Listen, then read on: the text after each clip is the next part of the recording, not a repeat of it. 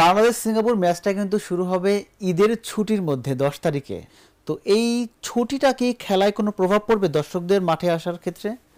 না না, এটা প্রভাব পড়বে না, কারণ এখানে অনেকেই তো দেশে ঢাকা বাইরে থাকবে। ঢাকা বাইরে থাকুক, কিন্তু ওই যে ধরেন এখানে যখন আমরা খেলতাম, আমাদের সময় মহারণা বাহিনী যখন খেলা হতো, তখন এই উপচে পড়া দর্শক মাঠে বেশিরভাগ তো এই ঢাকার দর্শকই, ঢাকা যারা থাকে এবং ঢাকার আশেপাশের দিকে এই নারায়ণগঞ্জ, গাজীপুর, মুন্সিগঞ্জ, এই মানিকগঞ্জ, এই এলাকা থেকেই বেশিরভাগ লোকই চলে আসে। এবং প্রায় সময় দেখা যায়, ভাই আমি অমুক জায়গাতে খেলা দেখতে আসতাম, তার আগের দিন চলে আসতাম। মানে মানুষের ফুটবলের প্রতি এতটা ভালোবাসা ছিল যে এতটা দলকে ভালোবাসতো, দেখা গেছে যে তারা যারা দেখবে খেলা, তারা ওইটা ঈদের ছুটি মানত না।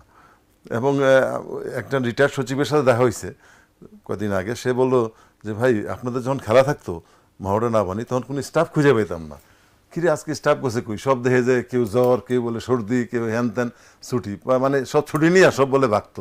পরে খবর নিয়ে দেখে না, আজকে তো মহারণা বাহিনী খেলা, আজকে কোনো স্টাফ পাওয়া যাবে না। অর্থাৎ সেক্রেটারিয়েট অনেকটা হইতো, অঘোষিত ছুটি হয়ে যেত। সচিব সাহেব নিজেই বলতেছিল যে আমার এখনো স্মৃতি মনে আছে যে পিয়ন থেকে শুরু করে কাউরে পাইতাম, সব বলে স্টেডিয়ামে, কিন্তু সব ছুটি নিয়ে স্টেডিয়ামে যেত। তো কতটুকু ভালোবাসে ফুটবলকে মানুষ।